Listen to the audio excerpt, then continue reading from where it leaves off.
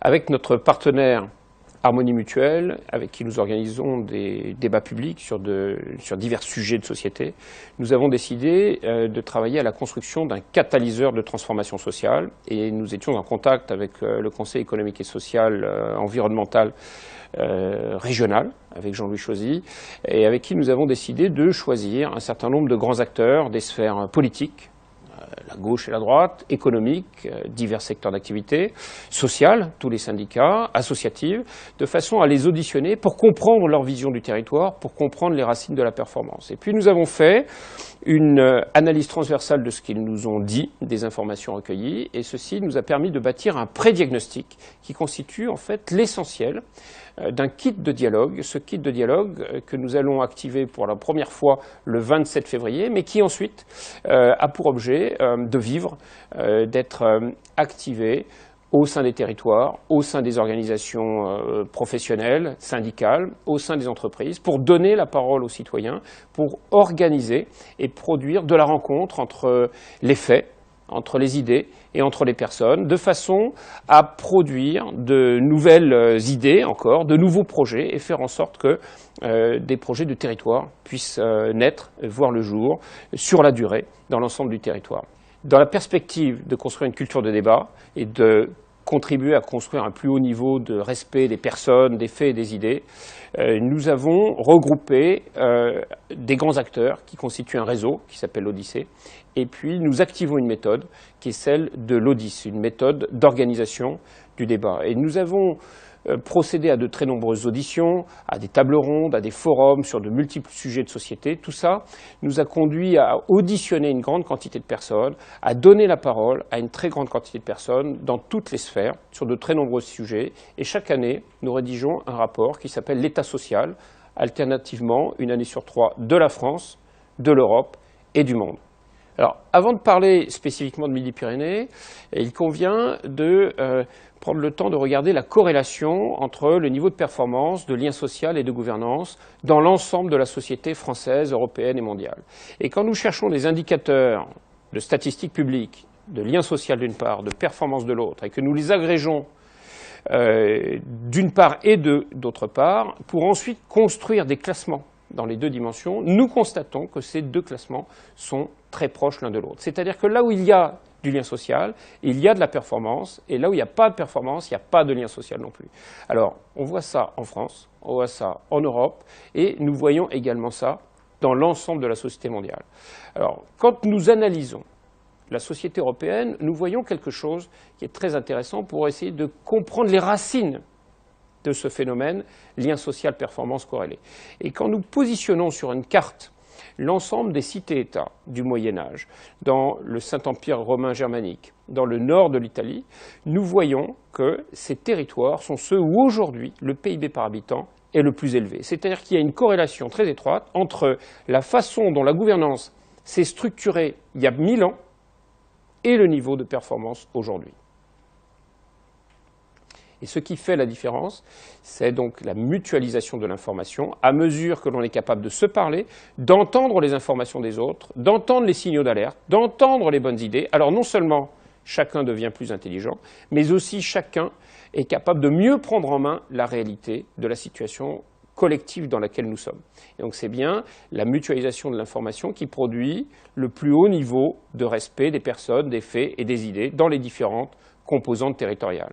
Et donc ça, c'est très important parce que, avec le débat politique de l'ère industrielle, on a vu s'opposer la performance au lien social. Et ce que l'on voit dans ce travail-là, c'est qu'il convient de ne plus opposer l'un à l'autre, mais de comprendre que l'un et l'autre sont le produit d'une même dynamique qui est cet étage de la gouvernance qui permet de produire de la démocratie adulte dans laquelle on arrive à impliquer la diversité des composantes du corps social. Et il y a une alternative à ça. Certains peuvent dire non, non, tout ça est très compliqué. Ce n'est pas la peine d'impliquer toutes ces personnes qui ne font que regarder Star Academy ou le football. Et alors, on entre potentiellement dans un système de concentration des pouvoirs. On donne la parole exclusivement à des décideurs qui ont l'information, qui peuvent décider en connaissance de cause, mais quand on décide sans les autres, alors ça ne s'appelle pas la démocratie, ça s'appelle le despotisme. Et si on est militant de la démocratie, alors il nous faut trouver des mécanismes d'inclusion des personnes dans la réflexion collective. Deuxième élément d'introduction au fonctionnement de cette région Midi-Pyrénées, ce sont les enjeux spécifiques à la France. Pour comprendre Midi-Pyrénées, il faut comprendre la société française dans laquelle nous sommes. Et sur ce schéma, vous voyez comment se situe la France sur cette corrélation lien social-performance. Et on voit que de 2004 à 2012, la France progresse en lien social et pas en performance. Alors par rapport à cette corrélation lien social-performance, c'est-à-dire que la France est en train de s'enfoncer dans un mécanisme d'endormissement. Alors quels sont les scénarios possibles face à cet enjeu d'endormissement? Alors premièrement, on peut dire que cet effort de construction du lien social qui s'est opéré depuis 10 ans va produire de la performance parce que les personnes étant mieux ensemble, elles vont pouvoir mieux se parler, mieux se comprendre, mieux inventer l'avenir et donc le niveau de performance s'alignera sur le niveau de lien social. Ça, c'est le premier scénario. Le deuxième scénario, c'est l'inverse, c'est l'alignement du lien social sur la performance, c'est-à-dire que si on a construit ce lien social de façon superficielle, de façon aléatoire et non structurée, alors les personnes vont se replier sur elles-mêmes parce qu'elles ne vont pas trouver leur compte dans la construction d'un projet commun. Alors maintenant, si on compare la France et l'Allemagne en termes de performance sur 10 années, qu'est-ce que l'on voit? On voit qu'en 2004, la France et l'Allemagne étaient relativement dans la même situation, 10e et 11e parmi les pays d'Europe. Mais par contre, on voit qu'aujourd'hui, l'Allemagne a gagné 3 places, elle est maintenant 7e. La France en a perdu 2, elle est maintenant 13e. Donc quand on était 10e, 11e, on peut dire que c'est à peu près pareil. 7e, 13e, on voit que c'est très différent. D'autant que là, ce ne sont que des classements que je viens de citer, mais si nous regardons le niveau de développement de la performance, on voit que l'Allemagne était à 53,5, 53,7 en 2004, elle est maintenant à 57,1, alors que la France, qui était à 48,7, est maintenant à 48,8. C'est-à-dire que l'Allemagne a pris 3,5 points quand la France a stagné. Et là où nous avions 5 points d'écart il y a 10 ans, nous avons maintenant 8 points d'écart. Donc l'écart se creuse entre la France et l'Allemagne en termes de performance. Et maintenant, quand on regarde, on fait le même exercice sur le lien social, on va trouver que le modèle social français, dont on parle beaucoup, eh bien, il faut le chercher, parce que l'Allemagne, il y a 10 ans, était 7e parmi les pays d'Europe, et la France était déjà 13e. Et là, l'évolution est relativement identique dans les deux cas. Les deux pays perdent une place sur 10 années, et le lien social, néanmoins, progresse dans les deux cas, en France comme en Allemagne. Donc le différentiel ne s'accroît pas et le lien social progresse. Alors maintenant, quand on regarde le positionnement de la France, qui s'enfonce dans un meilleur lien social qui ne produit pas de performance, donc ça relève de l'endormissement, de l'assoupissement, avec l'Allemagne qui s'échappe sur la partie en haut à droite du schéma et qui va vers un équilibre performant, on voit que les deux pays ne suivent absolument pas la même trajectoire et ne sont pas en train de devenir la même chose, et la cohésion entre les deux pays va peut-être poser problème. Alors, d'où est-ce que ça vient? Pourquoi est-ce que la France a des difficultés à construire son projet?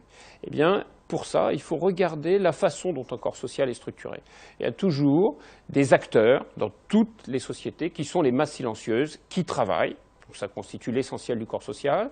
Et ensuite, un pouvoir temporel au-dessus de ces masses silencieuses qui travaillent, qui est le pouvoir politique, qui détient des savoirs et qui construit des arbitrages au profit de l'ensemble de la société. Et puis, encore au-dessus, il y a une forme de pouvoir spirituel qui relève, dans l'histoire du monde, du religieux. En tout cas, le rôle social de ce pouvoir spirituel consiste à dire ce qui est juste, à dire ce qui est bien et ce qui est mal. Et en France, il s'est passé quelque chose de très particulier, c'est qu'il y a une imbrication entre le pouvoir temporel et le pouvoir spirituel. Cette imbrication remonte au sacre de Pépin le Bref, dont les Français n'ont pas conscience, mais en réalité, il y avait toujours une cérémonie du couronnement, d'une part, une cérémonie du sacre, d'autre part. Ils n'en ont tellement pas conscience que quand on parle du sacre de Napoléon, on se trompe complètement. En fait, Napoléon n'a jamais été sacré, il a été couronné, Par contre, en termes de communication politique, le grand tableau de David s'appelle le sacre. Mais les Français confondent la notion du sacre et la notion du couronnement. Et ça veut dire quoi? Ça veut dire que quand on a un décideur qui est de droit divin, on ne peut plus s'opposer à lui, on ne peut plus lui dire qu'il s'est trompé, et donc on ne peut pas entrer dans la bataille des idées. Et si on n'entre pas dans la bataille des idées, alors tout le monde suit.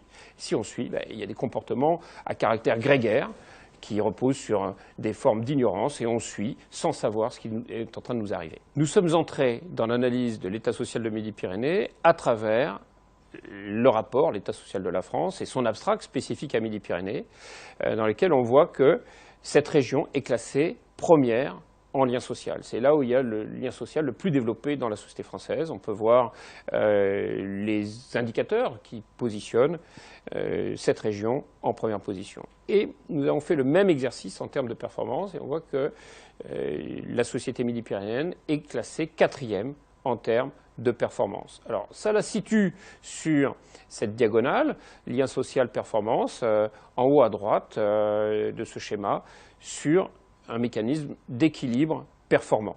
Alors, l'évolution est positive en termes de lien social, on est au-dessus, on suit l'évolution de la société française sur 10 années, toujours avec de l'avance sur l'ensemble des autres territoires. Et en termes de performance, alors, Midi-Pyrénées est classé 4e, mais reste dans la moyenne de la société française, parce qu'évidemment, en France, il y a le problème de l'Île-de-France qui préempte toutes les richesses, toutes les énergies, tous les talents de la société française qui ont vocation à passer par Paris à un moment ou à un autre. Et donc cette société francilienne a un haut niveau de performance, mais qui n'est pas dû aux franciliens, qui est dû à l'ensemble de la société française. Donc maintenant, pour entrer dans l'analyse de Midi-Pyrénées, nous devons suivre le plan de la grille d'analyse de l'identité collective. Alors, premièrement, il faut regarder le lien à l'espace, ensuite le lien aux personnes, c'est-à-dire les codes relationnels, ensuite la mémoire collective, d'où nous venons, et puis le projet collectif, où nous allons. Donc, pour construire une analyse, il faut partir du commencement et puis monter dans cette échelle de la complexité. Et quand on veut par contre construire une transformation, alors évidemment, il est possible de réinventer l'avenir, mais en tenant compte du passé, en le relisant et en étant capable de le traduire et de le lire à travers le projet que l'on propose pour bâtir de la cohérence. Alors maintenant, qu'est-ce qui qualifie Midi-Pyrénées que nous allons voir plus en détail dans un instant? C'est d'abord un vaste carrefour qui est enclavé, ensuite des particularismes très affirmés, et si on veut comprendre l'histoire de Midi-Pyrénées, en fait, il faut déconstruire l'histoire de France. Et tout ça va nous permettre de comprendre que la spécificité de Midi-Pyrénées, c'est de travailler à la construction formelle des équilibres entre les composantes du corps social. Alors maintenant, pour entrer dans le détail sur le premier élément, le vaste carrefour enclavé, la région Midi-Pyrénées est la plus grande région de la société française en métropole. Ensuite, cette région, elle est dominée par Toulouse, et on voit ici que Toulouse préempte l'ensemble des flux entre domicile et travail. Alors, après, on parle beaucoup de longancement entre les montagnes, au nord et au sud, et entre les régions qui ne permettent pas d'accéder à la mer, à l'est et à l'ouest. Mais quand on regarde l'histoire de Midi-Pyrénées, nous constatons qu'en fait, c'est un territoire de passage. Les Visigoths, par exemple, sont venus après le sac de Rome en 410, ils sont arrivés 8 années plus tard ici, puis ils sont allés en Espagne. C'est un territoire de passage, un grand carrefour, qui permet aux populations de passer. Et maintenant, quand on regarde la deuxième dimension, les codes relationnels, nous constatons qu'il y a une très grande quantité de festivals dans ce territoire. Alors, une explication assez intéressante à regarder, c'est la notion des bastides. Les bastides ont été créés après la croisade des Albigeois et avant la guerre de Cent Ans, et c'était des systèmes qui permettaient aux habitants de construire leur propre fonctionnement urbain. Et donc là, on a ce lien particulier au territoire qui s'est installé dans cette partie de la France et même dans cette partie de l'Europe, les bastides. Et ceci a constitué un ancrage de la langue, l'occitan, et encore répandu dans le territoire, et en tout cas, l'accent occitan l'est beaucoup. Et il y a des symboles très forts, évidemment, le rugby, on le connaît tous, le Concorde, la gastronomie, le viaduc de Millau. Et on trouve dans ce territoire une très grande quantité de monuments historiques.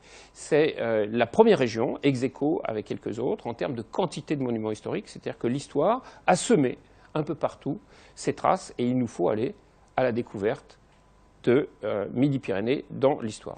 En fait, ce qui est très intéressant, c'est que pour comprendre l'histoire de Midi-Pyrénées, en fait, il faut déconstruire l'histoire de France. Déconstruire l'histoire de France, ça veut dire quoi? Au moment de Vercingétorix, ce territoire n'est pas gaulois, il est déjà romain. Il se bat aux côtés de Jules César et pas aux côtés des Gaulois. Ensuite, au moment de Clovis, ce territoire n'est pas franc, il est wisigoth. Et d'ailleurs, à la bataille de Vouillers, c'est le roi des Francs, Clovis, qui va tuer de ses propres mains le roi de Toulouse, Alaric II. Ensuite, quand la société française devient catholique suite au baptême de Clovis, ce territoire n'est pas catholique. Il devient arien, puis cathare. Et puis, au moment de la croisade des Albigeois, croisade, c'est intéressant, évidemment, il y a la dimension religieuse avec Dominique de Guzman qui devient Saint Dominique et qui est le premier inquisiteur et qui structure la lutte contre les cathares en allant jusqu'à les brûler. Mais il y a aussi la notion de conquête politique avec Simon de Montfort qui n'est pas là contre les cathares, il est là pour prendre le territoire français et c'est au nom du roi de France que les cathares sont brûlés. Ensuite, vous avez Bernard Cessé. Bernard Cessé qui est à 70 km de Toulouse. Bernard Cessé, c'est l'évêque de Pamiers. L'évêque de Pamiers, juste après la croisade des Albigeois, 70 années après, les évêques français s'insurgent contre le pouvoir centralisé des Capétiens. Et cet évêque, qui est le chef des évêques français, Bernard Cessé, est mis en prison par Philippe IV. Philippe IV, pour pouvoir l'emporter face à la contestation des évêques, est obligé de réunir pour la première fois dans l'histoire de France les États généraux. Clergé, noblesse, clercs-États. Ces États généraux sont nés en réaction de l'action de Bernard Cessé, qui est à 70 km d'ici. Ensuite, tous les papes qui vont venir s'installer en Avignon, du fait de cette partie d'échecs fantastique conduite par Philippe IV le Bel contre la papauté, ces papes sont français, à commencer par Jacques Fournier, qui vient remplacer Bernard Cessé à Pamiers et qui structure la lutte contre les cathares, qui est un maître dans l'Inquisition et qui va devenir pape. Et là, dans l'histoire de France, le pouvoir spirituel est détenu par le pouvoir temporel. Ça a commencé avec Pépin le Bref, et la clé de voûte, c'est cette partie d'échecs entre Philippe IV et la papauté. Et ensuite, on va voir continuer cette envie de structurer la société française avec la montée du radical-socialisme qui se fait dans cette partie du territoire. Et au premier rang de ce radical-socialisme, on trouve Gambetta, qui est à 100 km de Toulouse, à Cahors. Gambetta qui va faire le 4 septembre et qui va installer la Troisième République dans la société française. Et après Gambetta, évidemment, on va voir Jaurès qui structure le principe de la séparation de l'Église et de l'État et qui même crée, là encore, de façon formelle, crée la SFIO, la section française de l'Internationale ouvrière, qui est donc l'ancêtre du Parti socialiste. Nous retrouvons cette dynamique de structuration de l'inclusion, de la diversité des acteurs en 1942 avec l'archevêque Jules Saliège, archevêque de Toulouse, qui envoie le 23 août une lettre à tous les curés du diocèse, qui leur demande de lire dans toutes les églises, parce qu'ils s'insurgent contre le traitement fait par Vichy, allié au régime nazi, aux Juifs. Et donc c'est pour ça que l'on va retrouver en Midi-Pyrénées une grande quantité de Juifs qui viennent ici pour trouver une terre d'asile. Et en fait, cet équilibre formalisé, on le voit tout au long de l'histoire de Midi-Pyrénées. Pourquoi? Parce qu'il a fallu, à chaque étape de la vie de ce territoire, il a fallu travailler à l'articulation entre la réalité des faits et le discours officiel. Le discours officiel dit « nous sommes tous Gaulois », sauf en Midi-Pyrénées. Le discours officiel dit « nous sommes tous francs », sauf en Midi-Pyrénées, etc. Et à partir du moment où on doit faire ce travail d'articulation de la réalité avec le discours officiel, alors on est contraint de construire un mécanisme de gestion de la complexité beaucoup plus formalisé, c'est beaucoup plus difficile. Et on va retrouver ce même travail de formalisation de la complexité de sa gestion dans une checklist que tout pilote d'avion sait qu'il doit faire de façon à pouvoir piloter son avion. Et on va retrouver les grands pionniers de l'aviation dans ce territoire qui savent combien la complexité doit être gérée de façon très attentive. Clément Ader, puis Louis Blériot sont des Toulousains ou viennent s'installer à Toulouse parce que c'est ici qu'il est possible de construire cette gestion de la complexité. Et on va retrouver la gestion des équilibres dans de multiples autres domaines. Le dialogue social élaboré, des partenariats entre la recherche et l'industrie, le Stade Toulousain qui est la seule association sportive en charge de la gestion de son équipement sportif. Le lien entre l'ENAC et Airbus, le développement multinational, bien sûr avec les Allemands, mais aussi avec les Italiens, avec les Espagnols, et tout ceci s'accompagnant d'une grande concentration des énergies. Et c'est comme ça qu'on va retrouver deux scénarios qui sont à l'œuvre. Un scénario positif, je m'arrête là et on pourra reprendre la suite. C'est mieux? Oui. Oui. Bravo. C'est une terre de tolérance et d'innovation. Dans ce territoire, on cultive la différence, on structure la congruence et on structure l'art du bien vivre ensemble. C'est le Convivienza, le Paratch, c'est même les troubadours. Et tout ça pour faire quoi? Pour gérer de façon formelle la complexité. Maintenant, il y a un scénario négatif. C'est que c'est un territoire à plusieurs vitesses. Il y a une répartition inégale des richesses, une spécialisation industrielle qui pose problème. Et pour ça, il faut se souvenir de l'épisode du Pastel, avec la cocagne, le pays de cocagne, c'est ici, c'est en Midi-Pyrénées. Qu'est-ce qui s'est passé? Ce territoire a le monopole de la cocagne, qui est le cœur de la fleur pastel, et dans l'ensemble du Moyen-Âge, lorsque l'on veut pouvoir teindre des rideaux en bleu ou avoir une chemise bleue, il faut acheter la cocagne en Midi-Pyrénées. La région devient riche. Mais quand les Portugais découvrent la route qui passe par le sud de l'Afrique pour aller chercher en Inde l'indigo et le ramener beaucoup moins cher, alors le monopole de la teinture bleue disparaît et avec lui s'affaisse la richesse midi-pyrénéenne.